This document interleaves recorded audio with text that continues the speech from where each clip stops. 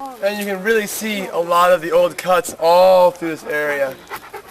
And that's part of why I wanted to stop here too, was the old cuts, and also if you look out down the valley that way, you can get a really good view of the corridor. Look at that.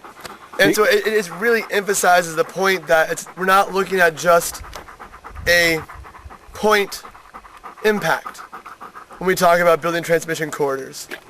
We're looking at something that impacts vast distances of land. And it impacts more than just one watershed. It crosses multiple watersheds. This corridor here crosses the Hood River over there. It runs through the Bull Run watershed, not through it, but borders on it. Goes past the Zigzag River.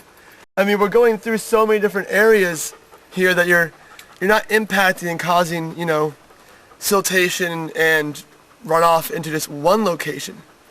You're looking at many rivers that you're impacting and many locations you're impacting. And this is a really good dramatic location to just take a look at that, as well as how heavily and historically Mount Hood has been harvested. And they keep it just out of public view too. They're really good about that, I've noticed. Kelly, if you notice driving up here, if you just went through a 26, you would never know this corridor was here. You'd never have a clue. But you go not even, half-quarter mile to the side, or maybe even a mile to the side rather probably. This gigantic, transmission line corridor is right there. It's incredible. One of the big things that BARC does is it provides a directed inlet for people to participate. We all have the right, and actually I think it's like my duty to participate in these decisions out in the forest and what's going on out here. And our tool for that is NEPA, the National Environmental Policy Act. 1969, you said?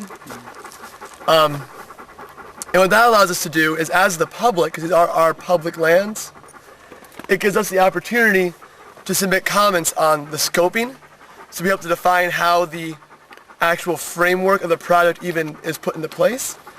And then after the scoping, they'll release an environmental impact statement, and we get to write comments on the environmental impact statement, which will influence how the Forest Service and BLM and other organizations act.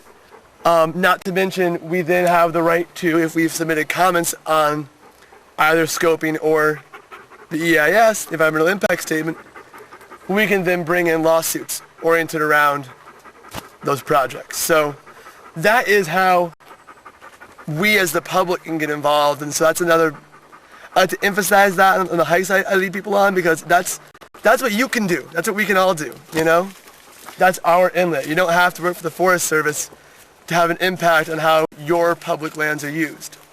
And it's also good to get in on the early phases of the public comment, or you won't be able to make comments later. Yep.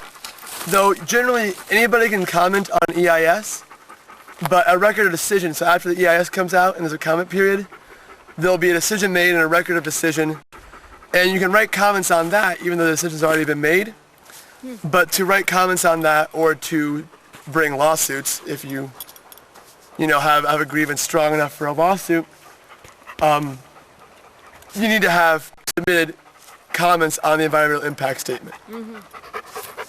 Yeah.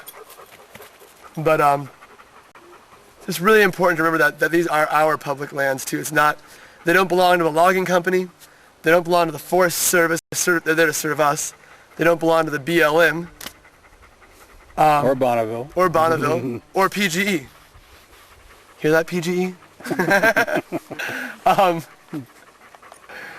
Yeah, they're our public land. So how they're used is used for us. And so if we don't think, as the public, that we want that additional capacity or another power line running through the National Forest, that's our responsibility to say so. And if we don't, in most cases, nobody will. Nobody will.